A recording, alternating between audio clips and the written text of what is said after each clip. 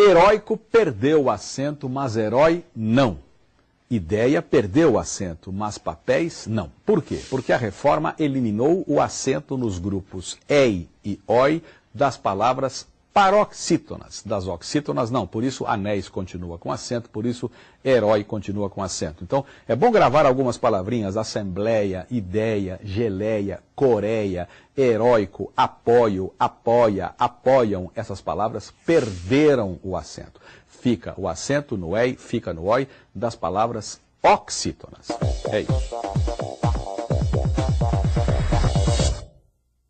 E o chapeuzinho de creem, deem, leem, voem, enjoo, magou, bateu asas e voou. Voou, o chapeuzinho foi embora. Chapeuzinho, claro, todo mundo sabe, o acento circunflexo foi-se embora dessas palavrinhas em que há esse grupo e ou o grupo o. Creem, deem, leem, veem, reveem, preveem, descreem, magoem, perdoam. Tudo isso agora se escreve sem esse acento circunflexo. É isso.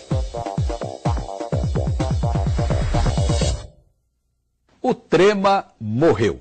Aliás, o trema e não a trema, palavra masculina, o trema. Aqueles dois pinguinhos sobre a letra U, que, qui, gue, gui. Lembra? Pois é, nada de trema, o trema morreu, o trema faleceu.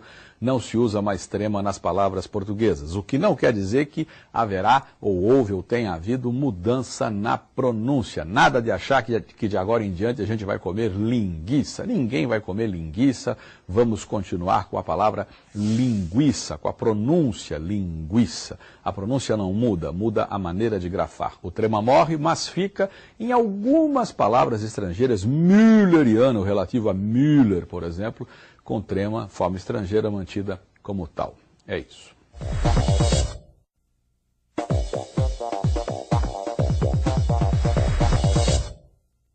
Apaziguar, averiguar, arguir.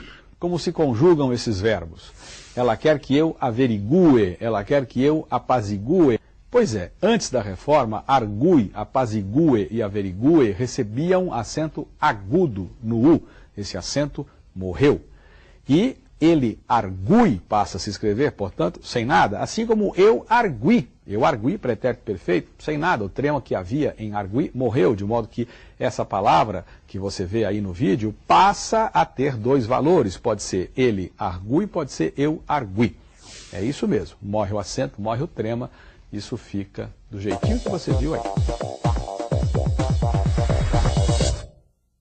O alfabeto mudou, o alfabeto aumentou. Voltam ao alfabeto 3 letras, o K, o W e o Y. Por que voltam? Porque já fizeram parte do alfabeto. A reforma de 1943 tirou essas 3 letrinhas do alfabeto, elas voltam agora, na verdade voltam para o lugar em que já estavam. Que lugar é esse? Palavras estrangeiras, estrangeirismos de circulação internacional, kepleriano, relativo a Kepler, por exemplo, com K.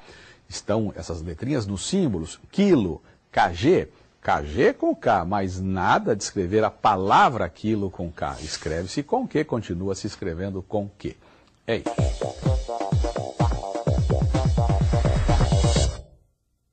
Como ficou o emprego do hífen? Vamos direto ao ponto com 4 exemplos. Anti-inflamatório, hífen. Por quê? Porque o prefixo anti, prefixo que indica ideia de oposição, termina em i e se junta a inflamatório que começa em i, ou seja, a letra é igual. Quando a letra final do prefixo for igual à letra inicial da palavra agregada, hífen. Anti-horário, hífen. Por quê? Porque horário começa com H, e com H hífen e acabou. Antidemocrático, junto porque democrático começa com D, não se repete a letra e não existe H. Antissocial, junto, mesmo caso, só que vai ser necessário dobrar o S, de antissocial, de antirrábico e de outros casos semelhantes. É isso.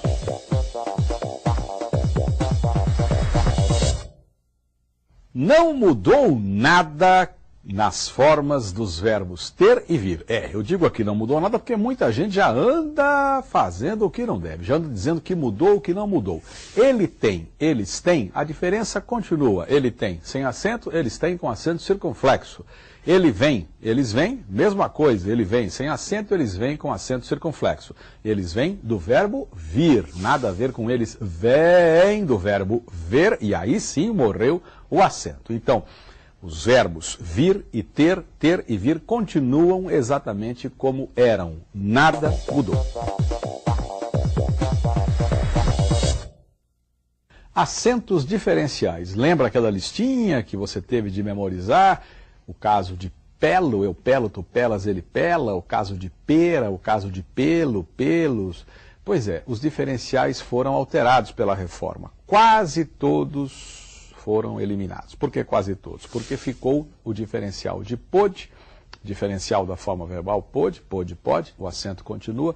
Ficou o acento no verbo por, diferencial da preposição por. O resto caiu, inclusive o acento de para, lamentavelmente, caiu. E uma novidade, a palavra forma passa a ter acento opcional. Você resolve se quer ou se não quer colocar o acento.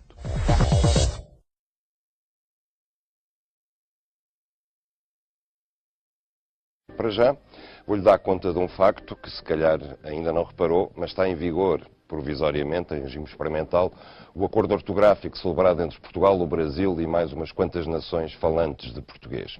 E o facto é que a partir de 2012, se tudo for como previsto, nós vamos continuar a falar português, mas a escrever brasileiro. É parecido, mas não é exatamente o mesmo.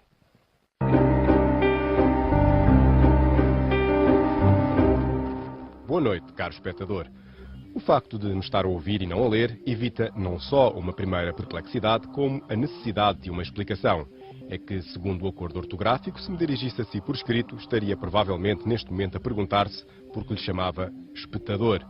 E a seguir à risca as normas em vigor desde 2009, eu estaria de facto, não necessariamente com essa peça de vestuário em que está a pensar, mas antes de facto, como quem diz na realidade, a exprimir-me em português ortograficamente correto. Aliás, correto ou exato, se preferir. De facto, insisto, estaríamos a assistir a português correto em ato. Pois, de facto, mas em ato. Quer isto dizer que estaria a adotar o acordo de que se fala e não a batizar novas grafias para palavras que sempre conhecemos de acordo com a minha predileção. Um texto bem escrito e não uma coleção de gralhas.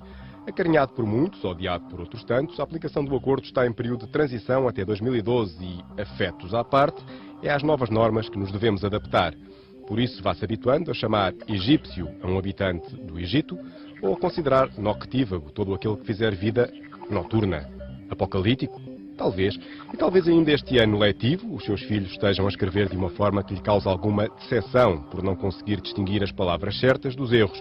Não se sinta só. Afinal, essa é uma fatura que vai partilhar com muitos outros milhares de utilizadores de um idioma cuja grafia mudou por decreto. Isso pode não ser bom, mas afinal o bom é inimigo do ótimo. Pois, o facto é que os brasileiros, quando querem referir-se a um facto, a um acontecimento, dizem e escrevem fato, e portanto eles não precisam do C para nada. E um fato, para eles, é apenas um facto, um acontecimento. Não é uma roupa, como é para nós. Eles dizem terno, quando nós queremos dizer fato. Isso quer dizer que para eles o acordo não faz diferença nenhuma, quanto às consoantes mudas, e este é um exemplo, para nós pode fazer toda a confusão. Quando falarmos de um fato, ou quando escrevermos um fato, não sabemos se estamos a falar de roupa ou se estamos a falar de um acontecimento. Se é um fato político ou se é um fato de noiva. O mais estranho é que as regras da consoante muda não são recíprocas, ou seja, desaparecem aquelas que nós pronunciamos e os brasileiros não, mas mantêm-se aquelas que eles pronunciam e nós não. Como é, por exemplo, o exemplo de recepção. Os brasileiros dizem chega à recepção do hotel. Nós dizemos chega à recepção. Mas como eles dizem com P, fica com P. E isso é realmente estranho. Como é que o país que tem a matriz da língua, que é Portugal, vai ceder, e em termos que não são de equidade, não são recíprocos, a um país que, ainda bem que fala a nossa língua, mas só a fala há 500 anos, vai com alguns anos de atraso em relação a nós.